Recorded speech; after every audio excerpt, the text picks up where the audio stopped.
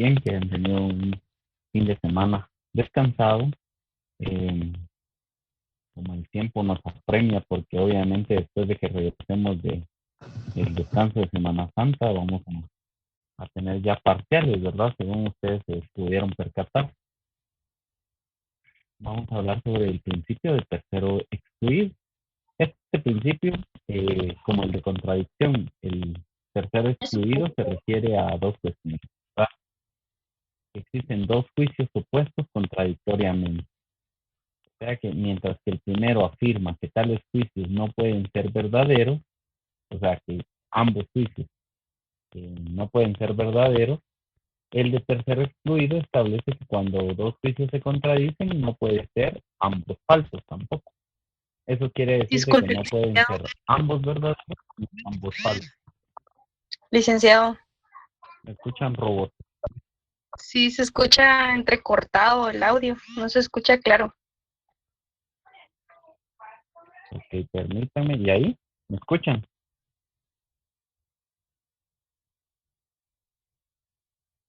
Igual.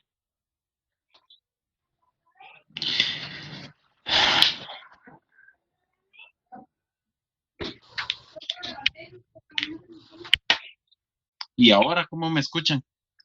Mejor. Ahora sí bien. está mejor, Mejor, licenciado. licenciado. Licenciado. Ok. Bueno, pues les hablaba que el principio de tercero excluido es como el principio de contradicción, ¿verdad? O de no contradicción. El de tercero excluido es más que se refiere a dos juicios supuestos contradictoriamente. Primero dice que afirma que tales juicios no pueden ser verdaderos ambos. O sea que si nosotros tenemos dos juicios, puede ser uno falso, puede ser uno verdadero, pero no pueden ser ambos verdaderos. Y el de tercero excluido establece que cuando dos juicios se contradicen, no pueden ser ambos falsos. Esto quiere decir, ¿verdad? Que el de tercero excluido, ambos no pueden ser verdaderos, mientras que en el de principio de no contradicción, establece que los juicios, ambos, o sea, los dos juicios, no pueden ser verdaderos. Y el de tercero excluido establece que cuando existen dos juicios que se contradicen, no pueden ser ambos falsos. O sea, si se contradicen, no pueden ser ambos falsos, sino que debe de existir uno verdadero, ¿verdad? O sea que necesariamente uno de los dos es verdadero, así como lo establece la diapositiva. ¿A qué vamos con esto? Por ejemplo, veamos el derecho a la vida, ¿verdad? Con el derecho a la vida establece de que nosotros, según la Constitución, desde la concepción, como ya lo hemos hablado en otras clases, y aparte de que lo hemos dicho, por ejemplo, dijera el derecho a la vida, ¿verdad? El derecho a la vida se establece para todas las personas desde la concepción, ¿verdad? Incluyendo todas las demás teorías del nacimiento. Pero ¿qué sucede si, por ejemplo, le dijeran a ustedes que el derecho a la vida no se garantiza que no se garantiza eh, con la Constitución ni se garantiza con la concepción? ¿Qué pensarían ustedes?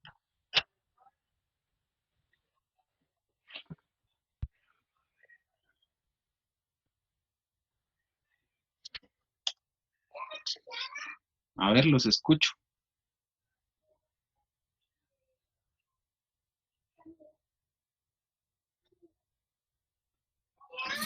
Hay una contradicción, Lick, porque dice que no se puede garantizar en la Constitución ni en el otro documento. Perdón, Lick, no me recuerdo, me fue la palabra ahorita.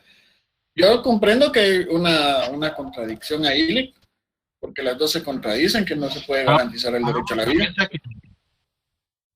¿Dónde se encuentran las teorías del nacimiento? Porque técnicamente es doctrinario, ¿verdad? Pero ¿dónde las encontramos nosotros encuadradas dentro de la legislación guatemalteca? Primero, la Constitución, y segundo, el Código Civil. El Código Civil. Imagínense ustedes, ahí hablamos de la integración de normas. ¿verdad? Que eso obviamente lo aprendieron ustedes en el área de constitucional y cómo se integraban las normas, cómo era que funcionaba y todo esto. Entonces, imagínense que aquí existe una contradicción desde cuando se reconoce al ser humano, ¿verdad? El derecho a la vida. ¿Desde cuándo?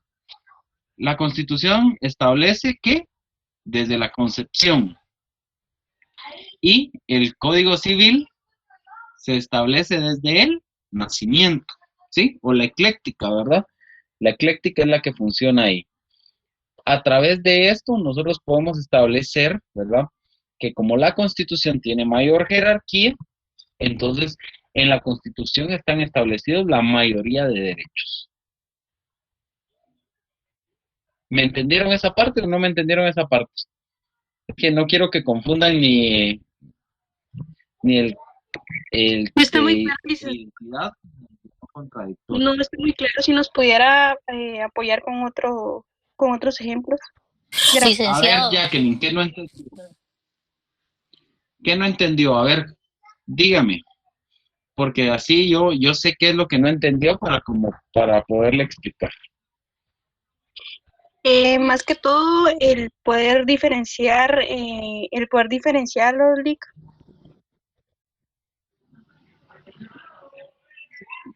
Poder diferenciar. Por ejemplo, yo no sé si estuvo en la clase anterior, Jacqueline, hablamos sobre la cuestión del derecho a la vida y en ese derecho a la vida se establecía toda la situación de, por ejemplo, las teorías, ¿verdad? Dentro de las teorías mencionamos que la Constitución establece de que el derecho a la vida se garantiza desde la concepción, mientras que en el Código Civil se establecen otras teorías. Puede ser la del nacimiento, la de la viabilidad, la ecléctica, ¿verdad? Que por integración de la norma se establece que está establecido la concepción, que está establecida la viabilidad, que está establecido el nacimiento, que está establecida la ecléctica, porque todo eso es doctrinario, ¿verdad? Todo eso no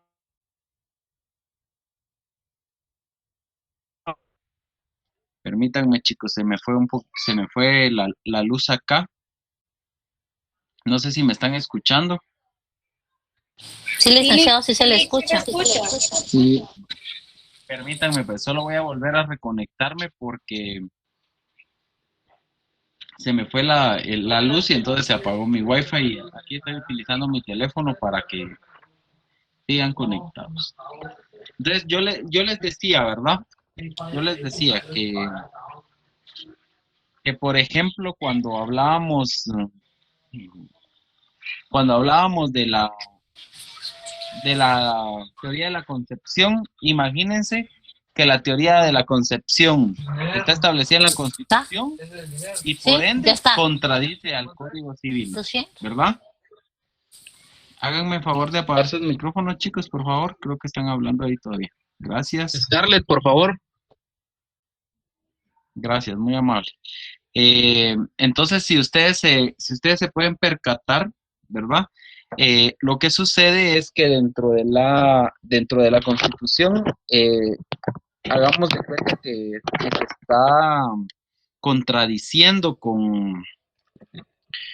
se está contradiciendo con la misma, con el Código Civil. ¿Por qué? Porque uno está diciendo desde la concepción y el otro está diciendo desde el nacimiento, ¿verdad? Desde la viabilidad, desde la parte ecléctica. Ahí se están contradiciendo dos normas. Pero el tercero excluido indica que... Ahí ya regresó la señal, chicos, gracias. El tercero excluido indica que ambas no pueden ser contradictorias, o sea, no se pueden contradecir, por ende debe de existir una verdadera. Eso es lo que establece el tercero excluido. Entonces nosotros aquí utilizamos lo que más convenga dentro de los derechos, y lo que más conviene es que exista una integración de normas donde integremos la Constitución, que es jerárquicamente mayor que el Código Civil, ¿verdad? ¿Por qué? Porque el Código Civil es una ley ordinaria y la Constitución es una ley constitucional. Entonces, cuando nosotros vemos la jerarquía de las normas, obviamente mandaría la Constitución, pero para fines de integración,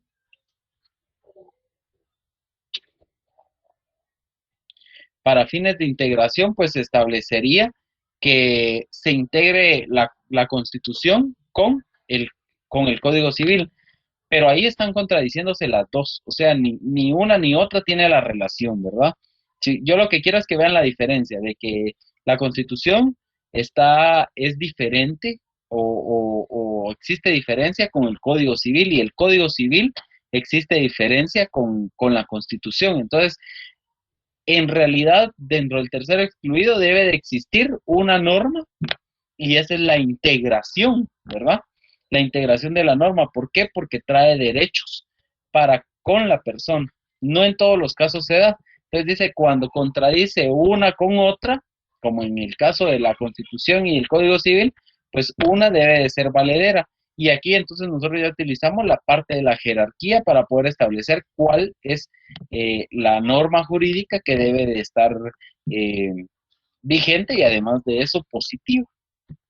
No sé si ya no, perdón, licenciado, buenas noches. Ronnie Monzón le saluda. Ronnie, ¿qué tal? Igualmente, gracias, buenas noches. Esto puede ser, por ejemplo, cuando hablamos de cuando dos normas pueden estar legislando cierta materia o cierta situación similar, pero no igual. Como usted bien dice, las leyes tienen que tener una contradicción, no pueden ser iguales, sino que una se tiene que contradecir con la otra. Ese principio lo comprendo. Pero si en algún momento esas dos normas legislan la misma materia, pero se aplicaría el principio de especialización de la norma, por ejemplo, en la parte de integración de la ley, por ejemplo. Sí. Ajá, dígame. Sí, me refiero porque, por ejemplo, en penal, y no quiero tocar el tema de mucho de penal, sino que en forma general hay normas, por ejemplo, el maltrato contra la persona, dar muerte a una persona, y está la ley de femicidio donde se daña a una mujer o se asesina a una mujer también. Ahí se aplicaría el principio de la especialización de la norma. La norma. Exacto. Lo que sucede es que recuérdense que la ley del femicidio trae una especialidad, ¿verdad? Y la protección a la mujer, yo no sé si ustedes se pudieron percatar, ¿verdad? Con la niña que fue acosada, ¿verdad? Por una persona, y esto sucede mucho en Guatemala. Usted va con su esposa, usted va con su novia, usted va con una amiga, y lo primero que hacen muchos de los hombres, ¿verdad? Y lastimosamente vivimos como en una sociedad machista, en esa sociedad donde creemos de que las mujeres son el sexo débil, y en realidad las mujeres son muy inteligentes. Inclusive yo me atrevería a decir que a veces tienen un sexto sentido extra donde paran siendo más inteligentes que los hombres, y que tienen las mismas capacidades que los hombres, las mujeres, ¿verdad? Entonces, ellas tuvieron que luchar por una ley de especialidad. ¿Por qué? Porque, por ejemplo, usted ya me hablaba de maltrato, ¿verdad? Pero no sucedía nada en la ley penal, absolutamente nada. O sea, usted, hagamos de cuenta, ¿verdad, Ronnie? Usted está casado y tiene a su esposa, y entonces usted viene y le pega, y entonces dentro de ese maltrato que existe para con la persona, da la casualidad que definitivamente no pasaba nada. O sea, ellas ponían algo y entonces llegaban con el juez, llegaban con el Ministerio Público, no sucedía nada. Con la ley del femicidio, ante la especialidad del caso, pues algunas mujeres que en realidad estaban siendo maltratadas supieron aprovechar la ley, ¿verdad? Y supieron empezar como a definir la postura de defensa. Algunas otras mujeres se aprovecharon de la ley y empezaron a utilizarla de una manera inadecuada, ¿verdad? ¿Por qué? Porque me pegó y entonces yo me pego, me quedo marcada, ¿verdad? Y mire lo que me hizo, y aunque no sea cierto, ¿verdad? En algunos casos, no estoy diciendo en todos. Entonces, lo mismo sucede con los hombres, ¿verdad? Yo no le pegué y tal vez sí le pegó, pero lo está negando. ¿Ya me entendió? Es muy relativa esa ley. Y la verdad es que en parte ha traído muchos beneficios, porque recuérdese que ya van muchísimos años de la desaparición de, de la señora Sicavisa. Y, o sea, sucedió cada cosa, ¿verdad? Cada cuestión cuando el señor Barrea se llevó a los niños, se desaparecieron, los encontraron en México. Entonces, todas esas cuestiones que sucedieron, créanme que así como sucede con alguna violencia intrafamiliar que puede existir, pues también puede existir dentro de cualquier aspecto. O sea, yo me pongo a pensar, ¿verdad? Yo tengo una hija. Imagínese que se desaparezca mi hija, ¿cómo me voy a sentir yo? ¿Verdad? Porque yo me tengo que poner en los zapatos de las demás personas. Yo tengo que manejar esa parte. ¿Por qué? Porque yo tengo una hija. Yo, ¿cómo quiero que traten a mi hija? ¿Que la traten bien o que la traten mal? ¿Cómo le gustaría a usted que traten a su hija? ¿Verdad? Nos tenemos que Bien, poner, claro. obviamente. ¿Por qué? Porque nosotros criamos a nuestra hija. Perdón, que creo que perdí conexión nuevamente, chicos. Ahí está. Ya regresó. Entonces, criamos a nuestra hija, nos costó criarla, nos costó educarla, nos costó mantenerla, que estuviera bien, que estudiara, que se preparara para la vida, y que le toque un hombre que venga y le pegue y que venga y que, ¿cómo se llama? Y principalmente ustedes que van a ser abogados y notarios, ¿sí? Lo mando a deshacer.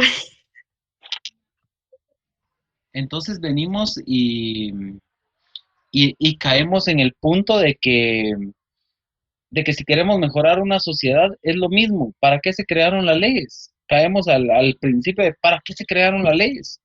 Las leyes se crearon para poder tener una convivencia social pacífica. Y sucede que nosotros tenemos una convivencia social pacífica ante cualquier persona, ante la sociedad. ¿Por qué? Porque siempre vamos a ver problemas, vamos a ver problemas laborales en el trabajo. Que no me llevo con fulanito, con menganito, con sutanito, esto y lo otro, que por envidias, que cómo viene vestido, que cómo viene vestida, que la actitud de este, que la actitud del otro. Tenemos problemas absolutamente en todos. Vamos en el tráfico, alguien no nos da vía, hasta nos molestamos y nos enojamos, ¿verdad? El ejemplo que yo les ponía al principio del curso, cuando alguien se estacionaba en mi parque, ¿verdad? Todas esas cuestiones que vienen a decirnos a nosotros, por ejemplo, que vienen a decirnos a nosotros, mire, estoy pasando cosas que no debería de pasar, ¿verdad? ¿Por qué? Porque la ley me garantiza a mí el derecho a la vida, el derecho a la integridad, el derecho al respeto, a la educación, y nada de eso nos está siendo garantizado. Entonces, ¿cómo nosotros nos vamos a sentir? Perdón, no había visto que no estaba la pantalla, chicos. ¿Cómo nosotros nos vamos a sentir? Entonces, en lo que es chicha o limonada, nosotros tenemos que tomar como la cuestión de mejorar todas esas situaciones y de poder buscar una mejor solución.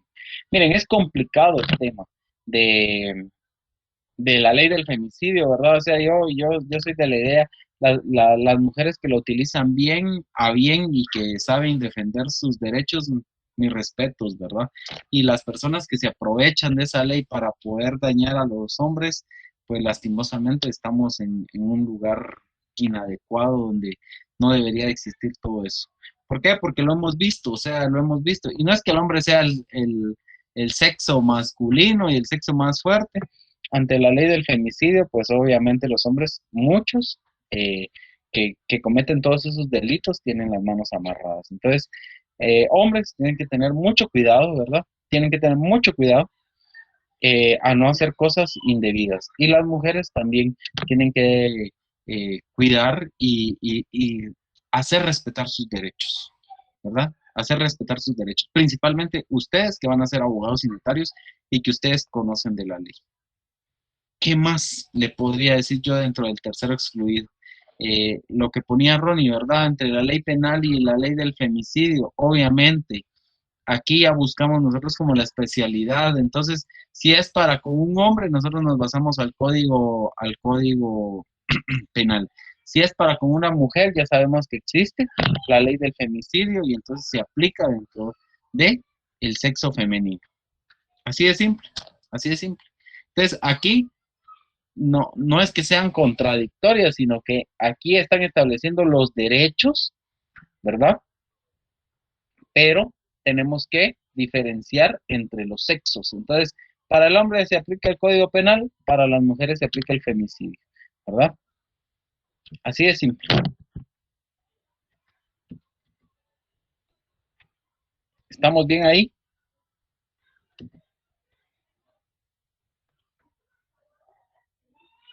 Sí, Lick. Ok, muy bien.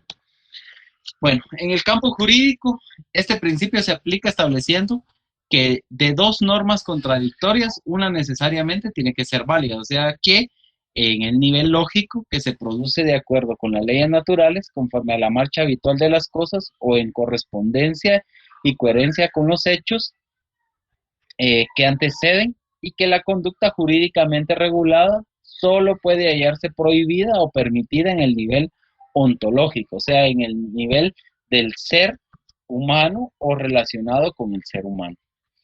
En conclusión, el principio de exclusión del tercero, lo que es completar el principio de no contradicción, ningún objeto puede ser al mismo tiempo P o no P. O sea, quiere decir que aquí el tercero excluido debe de existir una tercera opción y dentro de esas opciones contradictorias, dentro de esas opciones que existen, que se contradicen dentro de las normas jurídicas, solamente puede existir dentro de esas dentro de esos dos juicios, una válida. Eso es lo que establece el principio del tercero excluido. Por ejemplo, ya que si dos normas opuestas contradictoriamente no pueden ambas carecer de validez, esto equivale a indicar que forzosamente desde el punto de vista formal se debe una solución al problema que significa la existencia de dicha contradicción. Todo objeto tiene necesariamente que ser P o no P. ¿Qué quiere decir esto? Que tiene que ser válido o no válido. Así de simple. Ninguna de las otras dos situaciones más. Por ejemplo, ¿verdad? Dentro de los artículos de la ley del organismo judicial. Aquí vemos los preceptos fundamentales de esta ley son las normas generales de aplicación, interpretación e integración del ordenamiento jurídico guatemalteco. Artículo 2. La ley es la fuente del ordenamiento jurídico, la jurisprudencia la complementará, la costumbre regirá solo en defecto de la ley o por delegación de la ley, siempre que no sea contradictoria a la moral o al orden público y que resulte probada. ¿Qué quiere decir esto, chicos? Que, por ejemplo, imagínese que cuando usted va a los tribunales y ambas normas se contradicen, pues entonces nosotros ya nos vamos a la ley del organismo judicial y establecemos el artículo 2 dentro de las fuentes del derecho, que establece que la jurisprudencia complementará la ley dentro de la fuente del ordenamiento jurídico. O sea, si no está establecido en la ley, nos vamos a la jurisprudencia. ¿Sí? Y se recuerdan ustedes cuántos fallos son los que tiene que tener la Corte Suprema de Justicia y cuántos fallos son los que tiene que tener la Corte de Constitucionalidad para poder hacer jurisprudencia. La Corte Suprema de Justicia 5 y la Corte de Constitucionalidad 3. Ok. 5 fallos y 3, pero en el mismo sentido, en diferentes sentidos. En el mismo sentido, Lick. En el mismo sentido. La costumbre establece, primero, que solo en defecto de ley aplicable, o sea, si no hay ley, hablamos, por ejemplo, de derecho consuetudinario, que ustedes el otro semestre recuerdo yo que llevan derecho a los pueblos indígenas. Entonces, recuérdese ¿cómo se llama? Que, por ejemplo, la costumbre se utiliza todavía ya llevan derecho los pueblos indígenas, ¿sí? Ya no me recuerdo yo, miren, después Ya lo estamos escuchando, Sí, gracias. ya todo, licenciado. vamos a ver, yo entré en 2006 a la universidad. Uy, ya llevo casi 15 años de no estar en la universidad, chicos. Pero más o menos me recordaba que llevábamos de derecho de los pueblos indígenas. Entonces, aquí, dentro de la costumbre, solamente se va a aplicar en algunos lugares donde no... En todo el territorio guatemalteco debería aplicarse la ley. Y por eso es que hablamos de la primacía de la ley. Contra la observancia de la ley no puede alegarse ignorancia, desuso, costumbre o práctica en contrario. Imagínense. ¿Y qué sucede en los pueblos? Por ejemplo, yo vivo, por ejemplo, en un pueblo donde todavía aplican algunas cuestiones parecidas al derecho constitucional, que para mí algunas cuestiones son sobrepasan las acciones, ¿verdad? Sobre la ley. ¿Por qué? Porque encuentran a un ladrón y entonces venían y los patrulleros lo que hacían, lo agarraban y lo mataban, ¿sí? En un municipio del departamento de Guatemala, lo que hacían era que los patrulleros, después de las 10 de la noche, ya no lo dejaban pasar si usted no era de ese pueblo. Y tenían que bajarlo, tenían que revisarlo, tenían que verificar que usted fuera para el siguiente pueblo, porque si no, no lo dejaban pasar. Imagínese. ¿Y dónde está el derecho a la libre locomoción? ¿Dónde está el derecho a que usted no puede ser detenido ilegalmente? Porque ahí está siendo usted detenido ilegalmente, ¿verdad? ¿Ya se dio cuenta? Entonces, aquí la costumbre, nosotros no podemos alegar ignorancia de la ley en ningún lado. Fíjese que yo no sabía que la ley, que no sé qué, que no sé cuánto. Yo no sé si vieron alguna publicación, no sé si será cierto, tal vez alguien leyó algo sobre esto, solo vi que me mandaron alguna información ahí sobre que ahora Emetra iba a colocar multas a través de las cámaras. No sé si lo vieron ustedes. ¿Alguien que me pueda verificar esa información? Sí, Bueno, Sí, buenas noches, licenciado. licenciado. Fíjese que supuestamente fue aprobado un decreto, ya fue publicado, ya está vigente, que pueden utilizar medios digitales para poder corroborar una infracción. Pero yo estaba viendo que la explicación de esa ley por medio del representante de la PMT era de que ellos igual se ponen una multa y igual uno puede acudir al juez, ¿verdad? Y apelar a esa multa. Pero entonces ya son medios digitales mediante las que pueden presentar pruebas para, pues, poner sus multas o sanciones, ¿verdad? A los infractores. Ok. Pero sí se va a poder hacer por medios digitales, o sea, donde haya cámaras, porque a mí me sucedió una vez, ¿verdad? Yo iba, por ejemplo, por el área del Naranjo y casualmente me apareció una multa y yo decía, ¿y cómo usted me puede mostrar, por ejemplo, el día que yo iba, a qué velocidad iba? ¿Usted me puede mostrar eso? Le decía yo al juez, ¿verdad? Era lo que yo le argumentaba. Entonces me dijo, no, fíjese que no tenemos nada de eso, que no sé qué, que no sé cuánto, pero si paga la multa le vamos a rebajar. No, yo lo que quiero es que me quite la multa porque yo necesito pruebas como para poder decir, mire, yo iba ahí y la ley no establece que me tienen que colocar la multa y solo me lo están poniendo por medios digitales, le dije yo. Entonces, por una cámara, le dije yo en ese entonces. Eso fue hace aproximadamente unos 8 años.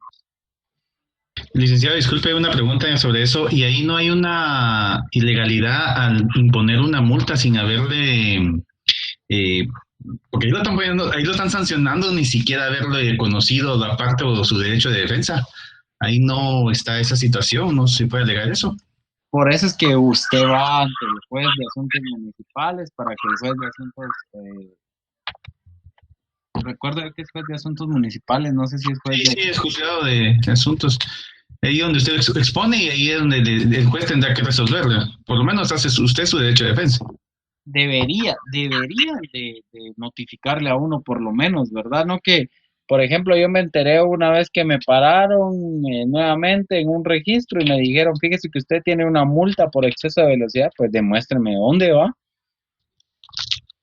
¿Y eso se puede tomar como el principio de contradicción, Lick? Pues para mí sí, yo quisiera mejor leer el artículo 31 de la ley Sí. de tránsito para ver qué establece y el nuevo, y el nuevo, ¿cómo se llama? El Gracias, nuevo reglamento, ¿verdad? Me gustaría leerlo antes. Sí, porque luego están los retenes. Aunque hayan, yo recuerdo que hubo un tiempo, por ejemplo, que ni siquiera estaba señalizado de cuánta es la velocidad, ¿verdad? Que estaba dentro del naranjo. Ahora ya hay una velocidad y pues uno tiene que cuidar ese aspecto y respetar la ley. Eh,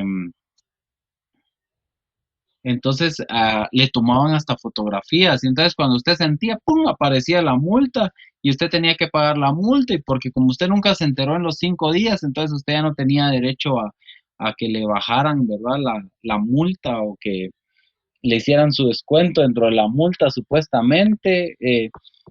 Para mí es una aberración esto, ¿verdad? Pero creo que hay algunos otros que, miren, justos pagamos por pecadores, las personas que no, eh, por ejemplo, las personas que no, eh, que respetamos la ley, pues siempre vamos a pagar por las personas que no respetan la ley, ¿verdad? Sí, los baches, bien, gracias. Por eso es que deberíamos, nosotros pagamos nuestro impuesto de circulación para que todas las calles estén bien, pero aquí en Guatemala no sucede, ¿verdad, chicos? Vamos a continuar. Por ejemplo, aquí actos nulos, ¿verdad? Los actos contradictorios a las normas imperativas y a las prohibitivas expresas son nulos de pleno derecho. O sea que todos los actos y las normas imperativas y las prohibitivas eh, son nulas de pleno derecho, salvo que en ellas se establezca un defecto distinto para el caso de contravención. Los actos relacionados al amparo del texto de una norma que persigan un resultado prohibido por el ordenamiento jurídico o contrario a él, se consideran ejecutados en fraude de ley y no impedirán la debida aplicación de la norma que se hubiere tratado de eludir.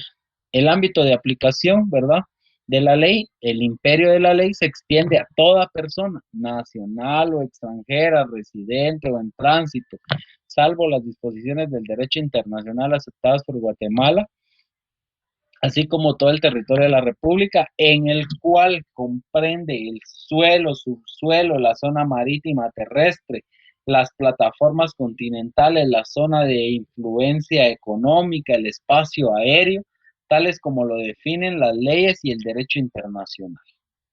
Entonces, yo no sé si ustedes habían escuchado, por ejemplo, el espacio aéreo, porque todo esto nos lo enseñan a nosotros en civil, o nos lo deberían enseñar en civil, ¿verdad? Donde, por ejemplo, hablan, por ejemplo, del suelo, el subsuelo, la zona marítima terrestre. ¿Cuántos metros son de la zona marítima terrestre? ¿Se recuerda usted cuántos metros son? Según la ley. 13 millas náuticas, ¿no? Terrestre, Kevin, ¿no? Perdón, Lick, perdón.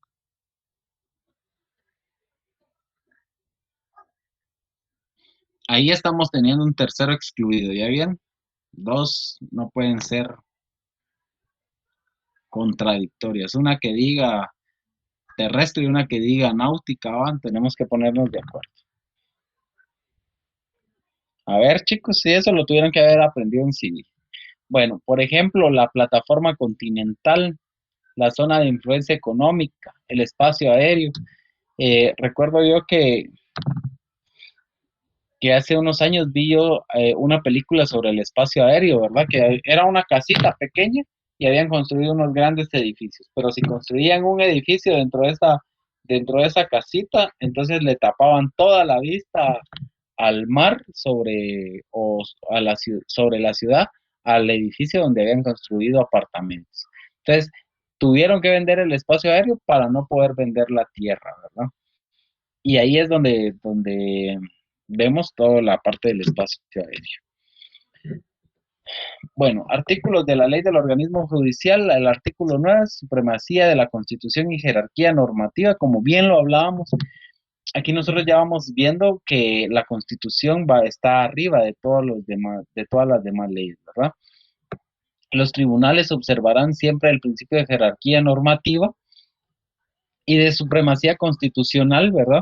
La Constitución Política de la República de Guatemala, y que cualquier ley o tratado, salvo los tratados o convenciones sobre derechos humanos que prevalecen sobre el derecho interno, ya lo hablábamos también, cuáles son las teorías que establece el artículo 46 de la Constitución, las leyes o tratados que prevalecen sobre los reglamentos, que carecen de validez, las disposiciones que contradigan una norma de jerarquía superior. Eso quiere decir que, por ejemplo, si contradicen la Constitución, son inconstitucionales. El artículo 10, interpretación de la ley. ¿Cómo usted interpreta la norma jurídica? La norma jurídica, usted la interpreta primero conforme a su texto, según el sentido propio de sus palabras, su contexto y de acuerdo a las disposiciones constitucionales. El conjunto de una ley servirá para ilustrar el contenido de cada una de las partes, pero los pasajes más oscuros o los oscuros de las mismas se podrán aclarar atendiendo al siguiente orden. O sea, si usted no entiende qué es lo que quiere decirle el legislador dentro de la norma jurídica, dentro de la ley, dentro de los artículos, se establece este orden a la finalidad de la ley, al espíritu de la ley, a la historia fidedigna de la institución o por qué se creó esa institución, ¿verdad? A las disposiciones de otras leyes sobre casos o situaciones análogas, al modo que aparezca más conforme a la equidad y a los principios generales del derecho. Ese es el orden que debe de llevar. La función esencial del principio de no contradicción como del principio de tercero excluido es de carácter formal, ya que contribuye primero a evitar confusiones entre el proceso del curso de investigación y los otros procesos existentes, siendo su principal función de relieve la compatibilidad o incompatibilidad entre los juicios, lo mismo que entre los conceptos que figuran en un juicio. A esas condiciones, el criterio es bien simple. Los juicios contradictorios y los conceptos opuestos son formalmente incompatibles, pero ello no significa que estos principios constituyan en modo alguno un criterio para decidir en definitiva acerca de la validez de un juicio, ni tampoco sobre el cuál de los juicios que constituyen una pareja de opuestos contradictorios es verdadero o cuál es falso. Lo que interesa es poder verificar, ¿verdad? Primero, la jerarquía y segundo, todo lo que explicamos dentro del artículo 9, que habla sobre la supremacía de la Constitución y la jerarquía normativa, y luego la interpretación de la ley, ¿verdad? Según el artículo 10 de la ley del organismo judicial. Con esas condiciones, el criterio es bien simple. Los juicios contradictorios y los conceptos opuestos son formalmente incompatibles, o sea, no pueden ser compatibles. ¿Por qué? Porque unos son contradictorios y otros son válidos, entonces son incompatibles, ¿verdad? Pero ello no significa que estos principios constituyan en modo alguno un criterio para decidir en definitiva acerca de la validez del juicio. Entonces ya nos vamos nosotros a los criterios del artículo 9 nuevamente, ¿verdad? Supremacía de la Constitución y jerarquía normativa y la interpretación de la ley. Ni tampoco sobre cuál de los juicios que constituyen una pareja de opuestos contradictorios es verdadero y cuál es falso. En rigor, ¿sí? O en conclusión, el único criterio necesario y suficiente para decidir sobre la validez de un conocimiento consiste en su correspondencia con los procesos existentes, la cual se comprueba indefectiblemente por medio de la práctica o del experimento. Esto quiere decir que nosotros, para poder encontrar un tercero excluido, pues debemos de experimentar y principalmente podernos basar a la ley, ¿verdad? Y volvemos a regresar. Artículo 9, supremacía de la Constitución y jerarquía normativa. Interpretación de la ley, ¿por qué? Porque eso nos va a ayudar un montón a dilucidar ese principio de tercero excluido. ¿Sí? ¿Alguna pregunta sobre eso, chicos?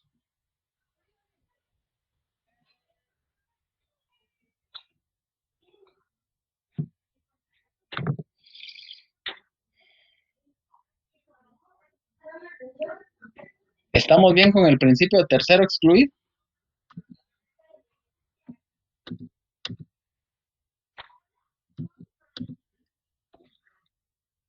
¿Me están escuchando? Sí, Lick. Sí, licenciado, todo muy bien. Dije, de plano estoy hablando solo, dije yo.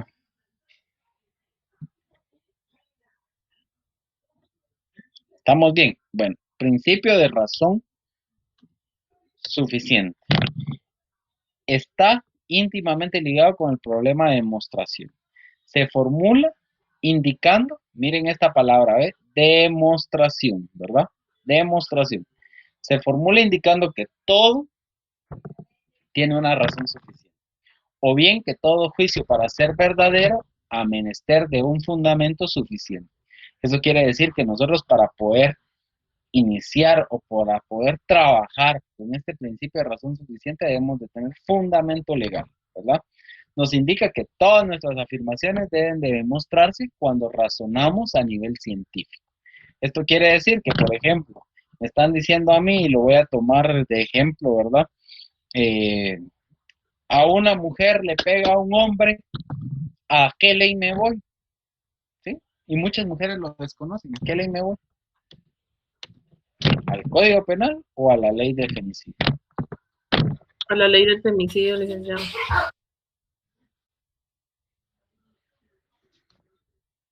¿Por qué? Porque es una agresión contra la mujer, ¿sí? Los procedimientos son los mismos que están establecidos en el Código Procesal Penal, ¿verdad? Los mismos. Pero el delito que se está cometiendo en contra de esa mujer, entonces está establecido en la ley del femicidio. Nos vamos a la ley del femicidio. Entonces, ahí se encuentra la razón suficiente de, por ejemplo, femicidio, ¿verdad? Que le peguen a una mujer, que la maltraten, que le den muerte, ¿verdad? Porque ya no sería asesinato, sino que sería femicidio, ¿verdad? Entonces tenemos que conocer nosotros cada una de esas figuras, pero está comprobado científicamente. ¿Qué es una demostración, verdad? Porque dice que va muy apegado a la demostración. Demostración no es nada más y nada menos que el enlace o la unión entre los conocimientos recién adquiridos y el conjunto de los conocimientos anteriores, constituyendo dicho enlace en secuencia finita de proporciones en la cual cada proposición es un postulado o una conclusión que se ha obtenido de las proposiciones precedentes, todo lo cual constituye un sistema. El razonamiento demostrativo dice que se apoya en premisas cuya validez se encuentra admitida o bien en última instancia sobre los fundamentos de una ciencia que utiliza como postulados o como un conjunto de hipótesis. Los postulados son pensamientos, hipótesis, cosas que pueden suceder, que son aceptadas como válidas para cada nuevo caso concreto y que han sido comprobadas experimentalmente. O sea que aquí viene ese método científico a demostrar qué fue lo que sucedió. Por ejemplo, una persona le dio muerte a otra persona. Entonces, ¿qué es lo primero que empiezan a investigar? ¿Se recuerdan ustedes la teoría del delito? ¿Verdad? ¿Cómo sucedió? ¿En dónde sucedió? Si hubo, por ejemplo, agravantes, que hubo saña, que hubo premeditación, que hubo alevosía, ¿sí? Son agravantes que le suman al delito.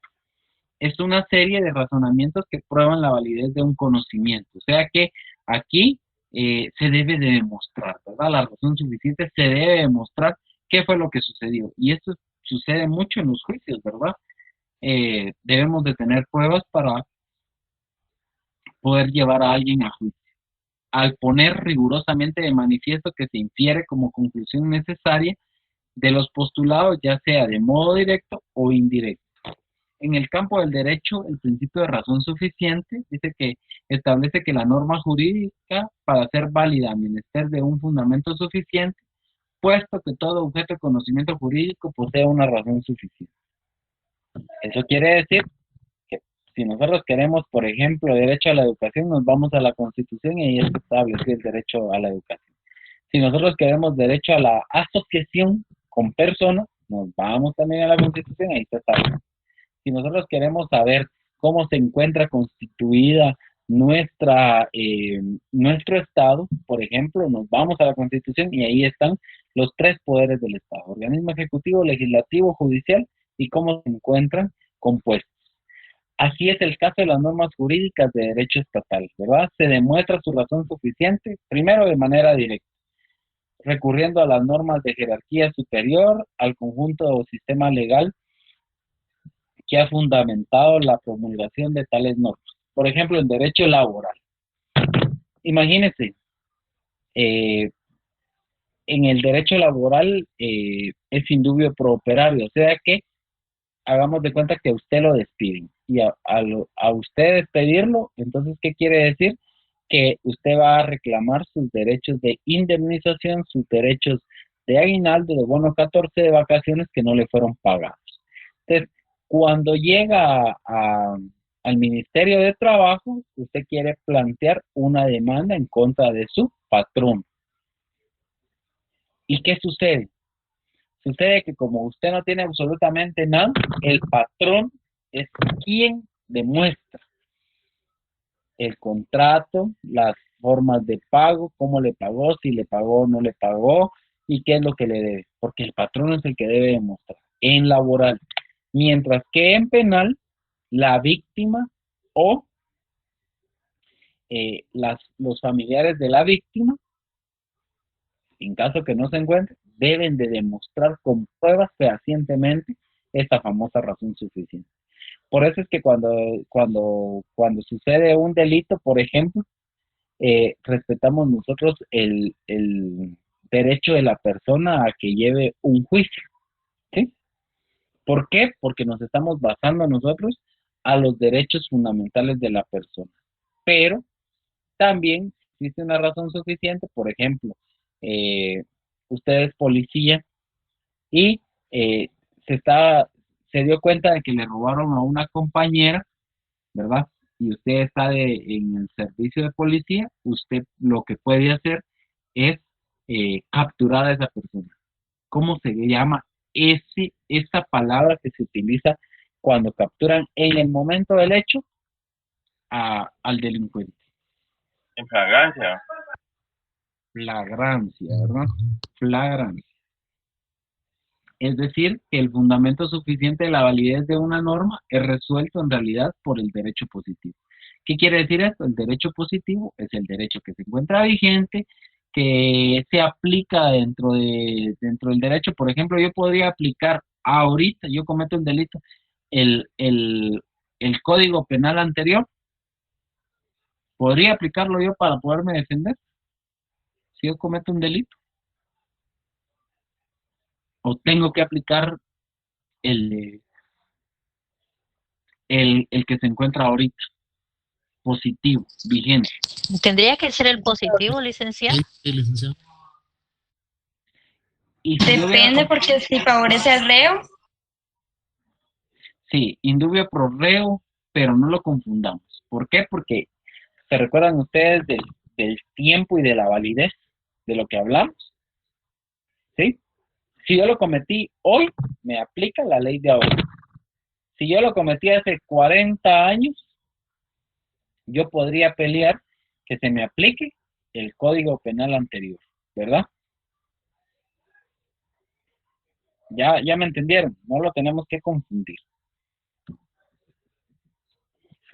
Fundamentos de validez de los preceptos estatales es el de haber sido promulgados de acuerdo con lo establecido en la norma fundamental. O sea, aquí hay un sistema de la iniciativa, luego las lecturas, luego las aprobaciones, luego la publicación, ¿verdad? ¿Se recuerdan ustedes de cómo inicia una ley? ¿O cuáles son los pasos? pues ahí tienen que irse hasta que la publicación esté, ¿verdad? Y estén promulgados y además de eso ya estén firmados tanto por el organismo legislativo como por el presidente. Además tiene un fundamento, la validez de los preceptos estatales.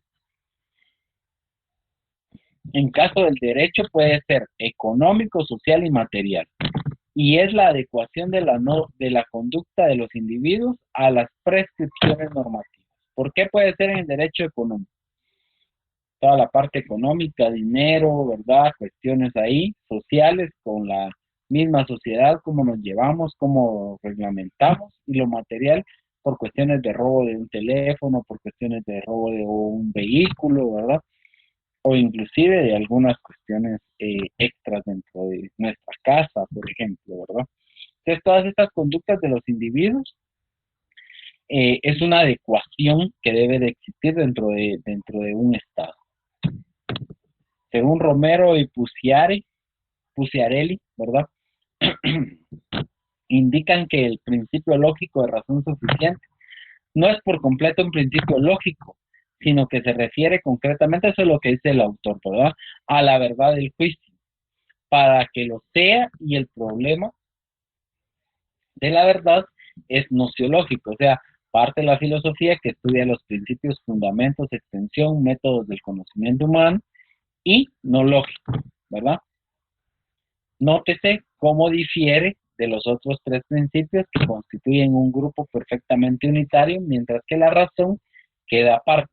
Aquellos tres principios estatuyen, ¿verdad?, algo sobre la verdad del juicio, pero constantemente según sus relaciones puramente lógicas. Nunca aluden a los objetos que a los juicios se refieren, ¿verdad? O sea, nunca aluden a nada de eso. El principio de razón suficiente dice que entra en el juego de la correspondencia entre el juicio y la situación a que el juicio se refiere. Según García Meines, la validez en sentido jurídico positivo no siempre queda establecida con la simple comprobación de que el precepto que se tiene a la vista deriva de algunas fuentes formales. Por ejemplo, ese caso que ustedes tenían dentro de no recuerdo qué curso, que si era material o que si era ideológica, ¿verdad? Entonces, no a la simple vista de todo lo que se dice, sino que tuvieron que haber estudiado, preparado y todo eso, ¿verdad? Creo que me están escribiendo, permítanme. Vamos a ver. Ahí estamos.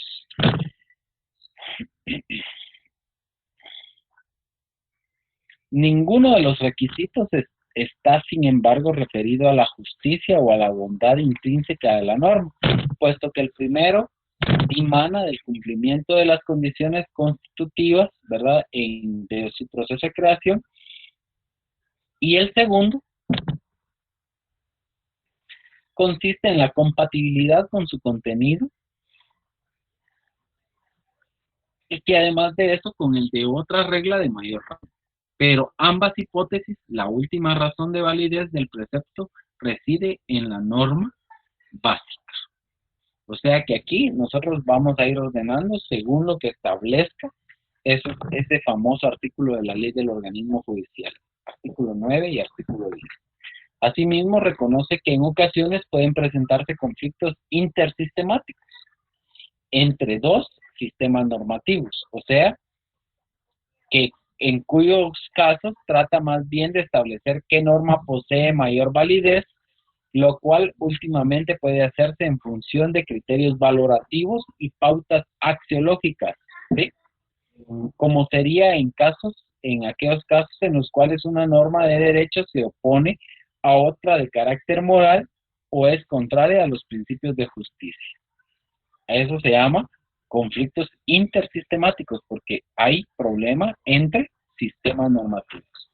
Los conflictos entre disposiciones contradictorias, cuyo fundamento último de validez es distinto, ya que solo puede resolverse de manera satisfactoria si se conoce la jerarquía de los valores fundantes.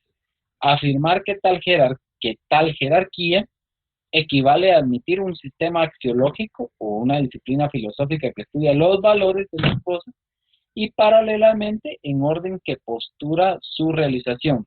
Con ello, las reglas entre las que surge el conflicto vuelven a ser vistas como elemento de un sistema más amplio, mientras que la antinomia, una cosa muy distinta, resuelve de acuerdo con los principios que proceden de la norma fundamental de ese sistema.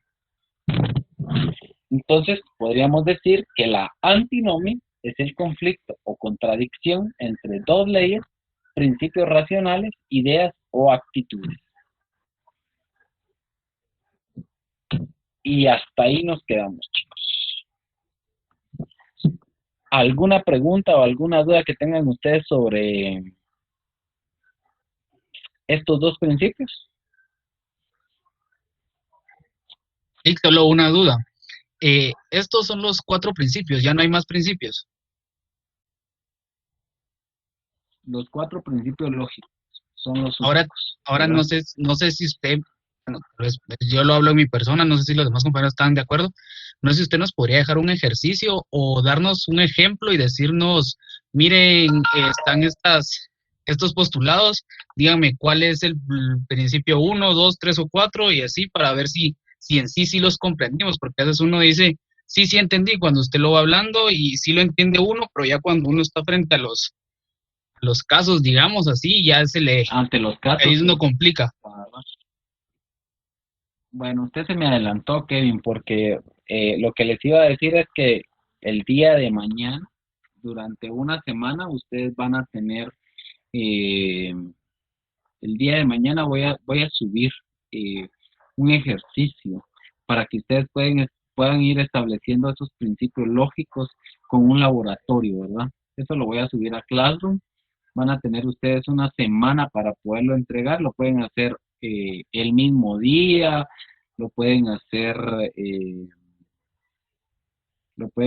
cualquier día de la semana, pueden reunirse con los compañeros, ¿verdad? El fin de semana, y se va a cerrar el siguiente martes, para que ustedes puedan tener todos estos días de poder realizar ese ejercicio.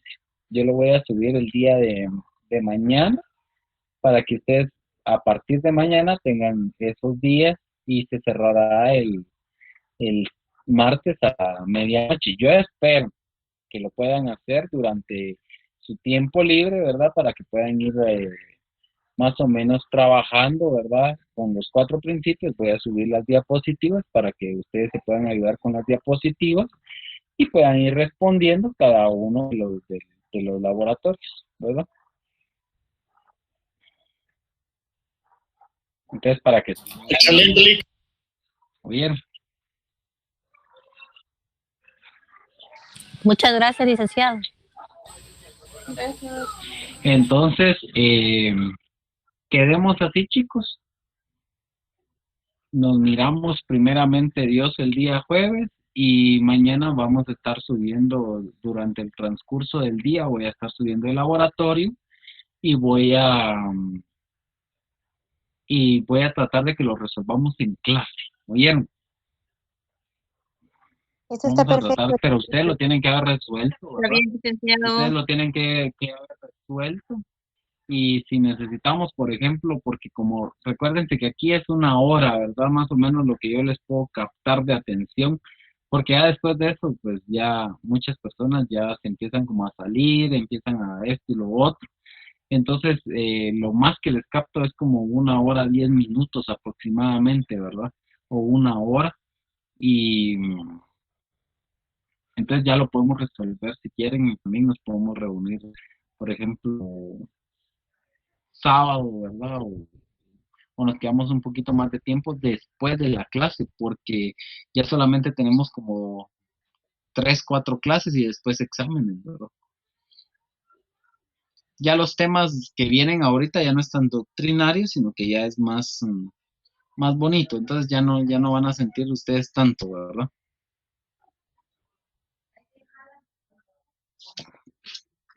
Si no hay ninguna Muchísimas duda, gracias. chicos, nos miramos el día jueves, ¿oyeron? Y que pasen una buena Muchas noche. gracias, licenciado. Feliz noche. Feliz noche. Feliz noche, licenciado. Feliz noche, noches a Lick. todos. Feliz noche, licenciado. Feliz noche. Gracias, Lick.